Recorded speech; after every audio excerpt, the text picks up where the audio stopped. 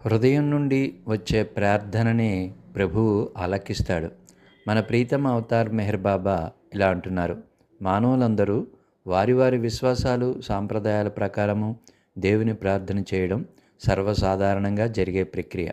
కొన్నిసార్లు కొందరు ఆ ప్రార్థనను యాంత్రికంగాను, లేదా ఏదో పనికి వెళ్ళే తొందరలో కానీ, లేదా చేయబోయే ప్రయాణం కోసం సమయం లేక కానీ త్వరగా చేయడం సర్వసాధారణం. కానీ అలాంటి ప్రార్థన భగవంతుడు వింటాడా?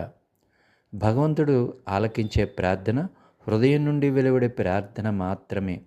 హృదయం ఆనందంతో ఉప్పొంగిపోవడం, బాధలతో కృంగిపోవడం, ఇలా హృదయానికి సంబంధించిన విషయాలనే భగవంతుడు పట్టించుకుంటాడు. అందువల్ల మామూలుగా ఆచరించే మత సంబంధమైన కర్మకాండల మీద, ఆచార వ్యవహారాల మీద ఆధారపడడం ఖచ్చితంగా మూర్ఖత్వమే అవుతుంది.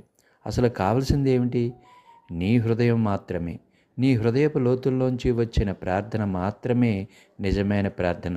నిజానికి భగవంతుడు వినేది అటువంటి ప్రార్థనే.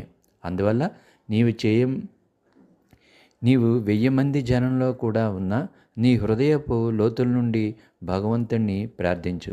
ప్రజలందరూ ప్రార్థనను చూడకుండా టకటకా చెప్పేస్తారు, లేదా కంఠస్థ వచ్చి ఉండవచ్చు, కానీ దానిలోని భావాన్ని గ్రహించరు. హృదయపు లోతుల నుండి వచ్చే ప్రార్థననే భగవంతుడు వింటాడన్న విషయాన్ని కూడా తెలుసుకోరు.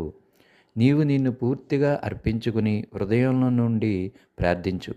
అలా కాకుండా ఊరికే పదాలను ఉచ్చరించినా, కదలకుండా నిలుచున్నా ఏమీ ప్రయోజనం లేదు.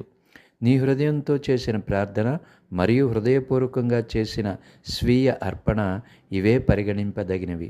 ఈ ప్రార్థనలే ఆయన వింటాడు, వీటికే జవాబు లభిస్తుంది అని అన్నారు మన ప్రీతమ అవతార్ మెహర్ బాబా.